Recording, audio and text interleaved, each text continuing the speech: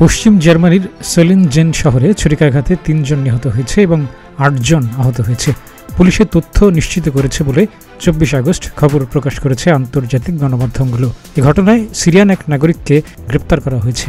হামলাকারী ঘটনাস্থল থেকে ঘটনার পরপরই পলায়ন করেন। কর্তৃপক্ষ জানিয়েছে, হামলার ঘটনায় গ্রেপ্তার হওয়া ওই ব্যক্তির সম্পৃক্ততা নিয়ে তদন্ত চলছে। সিরিয়ান ওই নাগরিক ঘটনায় জড়িত থাকার কথা স্বীকার করেছেন। ওই হামলাকারীর বয়স ২৬ বছর। এ ঘটনায় জার্মানির পুলিশ হেফাজতে থাকা ওই ব্যক্তির সঙ্গে জঙ্গি গোষ্ঠী হিসেবে পরিচিত ইসলামিক স্টেটের কোনো সম্পৃক্ততা আছে কিনা তা খতিয়ে দেখা হচ্ছে। এ ঘটনার দায় স্বীকার করে বিবৃতি দিয়েছে আইএসও। এ ঘটনায় জার্মানির কিছু রাজনীতিবিদদের মধ্যে আতঙ্ক ছড়িয়েছে। তারা নিরাপত্তা জোরদার এবং অভিবাসীদের প্রবেশ সীমিত করার দাবি জানিয়েছেন। এমনকি সিরিয়া এবং আফগানিস্তান থেকে আসা শরণার্থীদের জার্মানিতে আশ্রয় না দিতেও অনুরোধ করেছেন। গ্রেপ্তার করা ওই সিরিয়ান নাগরিক সোলিনজনের একটি শরণার্থী শিবিরে থাকে বলে জানা গেছে।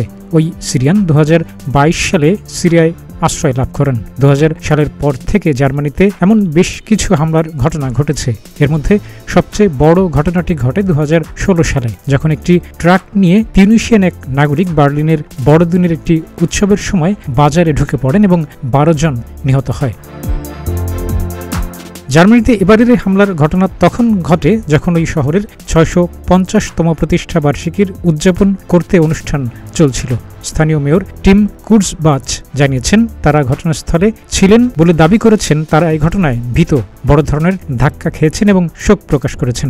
জার্মান চ্যান্সেলর ওলাফ সুলস জানিয়েছেন, হামলাকারীকে আইনের সর্বোচ্চ পর্যায়ের শাস্তি দেওয়া হবে। হামলার ঘটনাস্থলে বাড়তি পুলিশ মোতায়েন করা হয়েছে। ঘটনাস্থলে জার্মান নাগরিকরা শ্রদ্ধা জানিয়েছেন। সেখানকার মানুষের মাঝে শোক দৃশ্যমান হয়েছে। ঘটনাস্থলের পাশ দিয়ে যাওয়ার সময় নাগরিকদের বিষণ্ণ মনে হয়েছে। উৎসব উপলক্ষে দীর্ঘ ছুটি থাকার কথা থাকলেও এখন শহরটি পরিণত হয়েছে শোকের নগরে। উৎসব উপলক্ষে সোলিনজেনে ৭৫,০০০ মানুষের ভ্রমণ করার কথা। ৩ দিনের বৈচিত্র্যপূর্ণ অনুষ্ঠানে সঙ্গীত, নাটক এবং কৌতুকের আয়োজন করা হয় শহর জুড়ে। তবে ঘটনার পর শহরটি পুরো খালি হয়ে গেছে। রাস্তা বন্ধ করে দিয়েছে পুলিশ। উৎসব উপলক্ষে আগাম সময় মনে করিয়ে দিতে নির্দিষ্ট করে রাখা ব্যবস্থাও হামলার পর বন্ধ করে রাখা হয়েছে। একজন সাংবাদিক ওই ঘটনার বর্ণনা দিতে গিয়ে বলেছেন, এটি একটি ভৌতিক ঘটনা। সোলিনজেন শহরের মোট বাসিন্দার সংখ্যা ১,৬০,০০০।